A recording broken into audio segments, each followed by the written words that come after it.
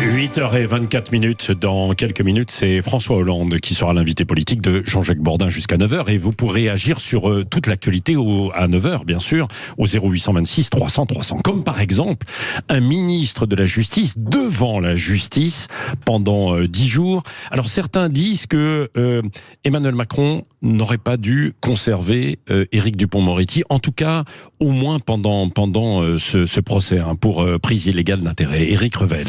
Oui, enfin c'est compliqué. Bah oui, mais... parce que c'est compliqué. Vous le débranchez avant qu'il soit jugé.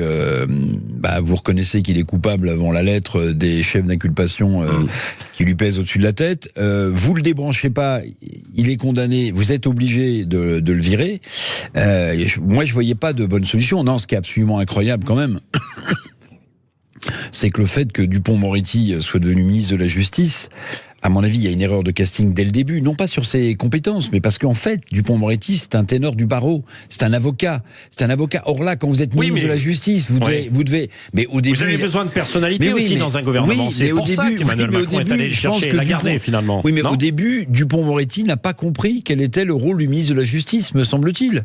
Il continuait à être avocat ténor du barreau, et là, il s'est attiré les foudres, notamment du syndicat de la magistrature, mais pas que. Bon, voilà, il y a eu, à mon avis, au début une erreur de casting, et puis il y a eu toutes ces prises de position, pardonnez-moi, qui n'ont rien à voir avec ce dont on l'accuse aujourd'hui. Mais enfin, vous vous souvenez du sentiment d'insécurité de Dupond-Moretti, de ses sorties, de ses saillies. Il a appris qu'il était ministre de la Justice, et puis il a appris à faire de la politique. Voilà, ça prend pas sur un claquement de doigts. Arlette Chabot. Si on s'interroge, on connaissait le risque, ou le président de la République connaissait le risque depuis le début. On l'avait averti qu'il y avait un problème, un risque, conflit d'intérêts. Éventuellement, les ministres auraient à répondre. C'est pour ça d'ailleurs qu'il a failli ne pas le reconduire. Quand il y a eu Elisabeth Borne. Et puis, dit-on, surtout, l'épouse du président de la République a plaidé parce qu'il est devenu un proche du couple Macron. Mais il y avait un risque dès le début. Après, le risque, dans ce cas-là, il doit être assumé jusqu'au bout. Et ce que dit Éric est juste. Au début, il était avocat. Et moi, je trouve que depuis notamment les émeutes en banlieue, d'un seul coup, alors là, il a affiché une fermeté incroyable. C'est vrai, beaucoup plus. Voilà. Alors là, il a viré, il a compris qu'il était ministre de la Justice. Et comme la tonalité était effectivement à l'autorité et à la fermeté dans le gouvernement, il a fait un sacré virage, Éric Dupond-Moretti. Donc, c'est bizarre parce qu'au moment où il risque peut-être de perdre sa fonction, si effectivement il y a une condamnation, c'est le moment où il a compris effectivement quelle était la mission d'un ministre de la Justice. Il s'est peut-être dit aussi avec le temps que s'il voulait marquer, parce qu'il n'avait pas vraiment marqué, puis les budgets, sur le budget, grosse augmentation du budget. Ça, c'est vrai, il y a un effort. Alors c'est pas lui, c'est tout seul, c'est qu'il a plaidé, et il a pour le coup bien plaidé en bon avocat pour le ministère de la Justice. Donc jamais il y a eu autant de crédits. Donc ça, au moins cette augmentation du budget sera apportée, si je veux dire, mais prenons un tout petit peu de recul. Imaginez-vous ne pas être en France et se dire en France, finalement, devant la justice, ils vont juger leur ministre de la Justice. Ça s'appelle l'exception française. C'est l'exception française. Roger, on ose tout, on peut tout en France. Mais c'est vrai qu'ailleurs, ça ne serait pas possible. Mais il n'aurait jamais été nommé non plus ailleurs dans notre pays. Ça dépend.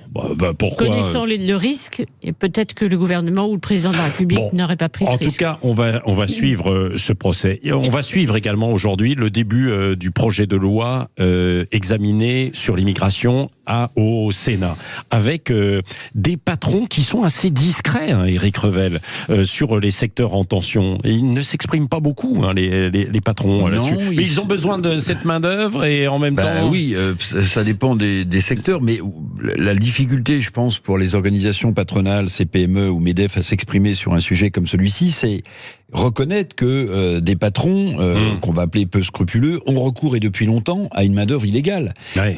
Puisque vous avez des tas de secteurs où les Français, pour des questions de salaire ou de pénibilité de travail, ne veulent pas. Donc vous avez la restauration, le BTP, etc., qui veulent recruter. Bon, maintenant, je vais vous dire une chose, la pire hypocrisie pour moi, et ce sera peut-être une question à l'ancien chef de l'État, c'est la circulaire Valls de 2012, qui octroyait des titres de séjour exceptionnels, mais à condition de pouvoir justifier de plusieurs années de travail dans ce pays, alors que précisément la loi, quand vous êtes illégal, ne vous permet pas de travailler.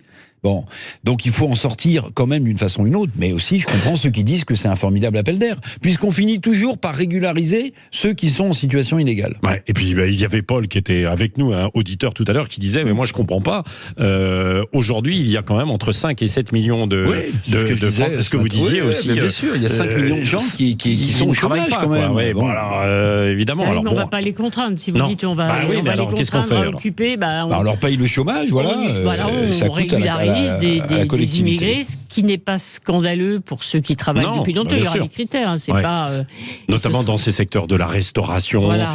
Vous nous en parliez sur la petite enfance, parce qu'il y a beaucoup de postes, évidemment, qui sont disponibles, des milliers de postes qui sont disponibles.